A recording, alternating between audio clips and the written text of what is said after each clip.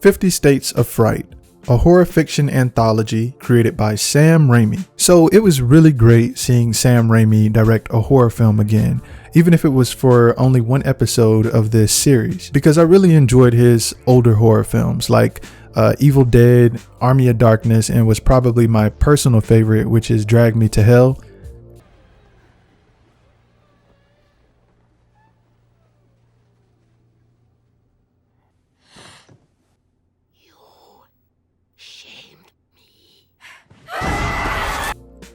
Yeah, I fucking love that movie. And Justin Long's performance in that film I don't know, it's just a very good, fun, creepy horror movie that I really enjoy. But anyway, let's talk about the show. So 50 States of Fright is a horror anthology series that debuted on Quibi back in early April of this year.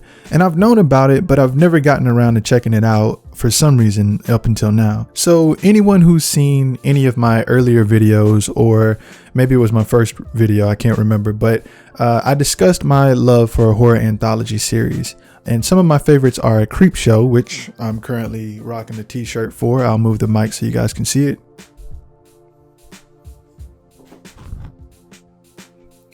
Pretty damn cool shirt. If you guys would like to know where I got this shirt, just leave a comment below and I can leave a link down for it later. But yeah, as I mentioned, some of my favorites are Creepshow. Also, the reboot isn't bad either.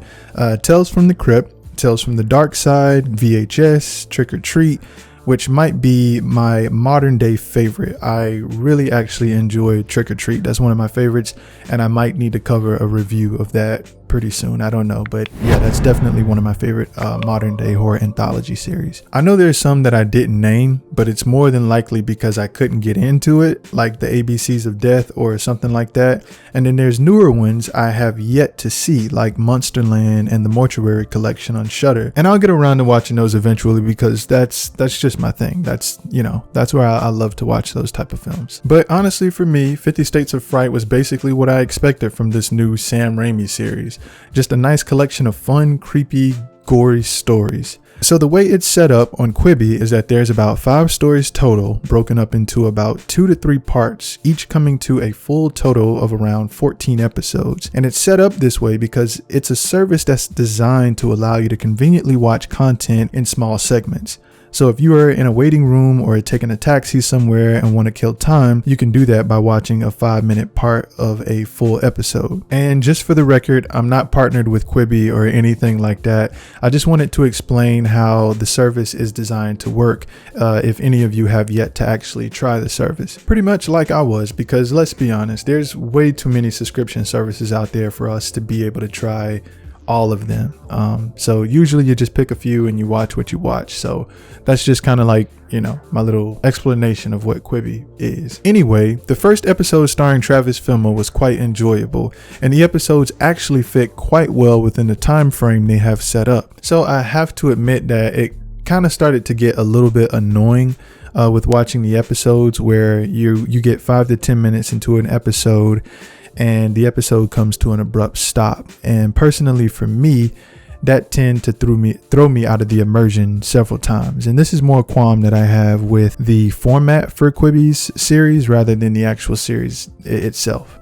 because I did enjoy it. And if I had to compare this horror anthology series against my favorites, I'd say it's still not quite on the level of a classic like the original Creepshow anthology or Trick or Treat. And I say that because those films had very interesting subplots. I mean, they followed the comic book format, which I loved as well, but it's the fact that they created a universe outside of these individual tales that allowed us to see where these types of stories would exist. It's kind of like a Twilight Zone, but even the first VHS film sort of gave me that vibe as well. And I think that's so fucking cool to create sort of like a horror anthology universe of chaos at the same time while telling these tales in the background. I think that's really cool. Now, I personally was having some trouble with this final verdict, but I think I'm giving 50 States of Fright a 7.5 out of 10. I think I would give it an 8 out of 10 if I was just judging it alone, which I should be, but I'm a bit biased, and compared to other horror anthologies that I also enjoy, I would have to rate it on that scale and give it a 7.5 out of 10. I really had a good time watching the series. The costume design was great. The acting performances were convincing, and the set pieces for each story fit very well. As I mentioned, I wish they would have expanded on the 50 States of Fright universe. Also, that Quibi format for the series, which is just something that I know that they can't change, but for me, it kind of hurt the experience just a tad. Overall, like I said, it's still a good series. So there's my review of 50 States of Fright on Quibi. I got a couple other things that I really want to get covered this month for October. I was really looking forward to covering a lot of stuff, but some things ended up coming up. So now I may not be able to get out as much content as I was planning to get out this month, but either way, I still got some stuff coming for you guys. And I see that I'm still a far good ways away from 100 subscribers, but I'm starting to creep up on that milestone. And I think I got some really cool shit planned for you guys, especially if we can make it there to that milestone this year. So yeah, keep that in mind. But there you have it. Feel free to leave your comments down below on your thoughts on the series if you've seen it. Also, horror anthologies may not be your thing, but if you have a favorite, leave it down below and let me see if you guys have any that I probably haven't heard of. I doubt it, but let's see. Post something down below. Maybe it's one I missed. So thank you for watching the video, and if you enjoyed the content, please like and subscribe.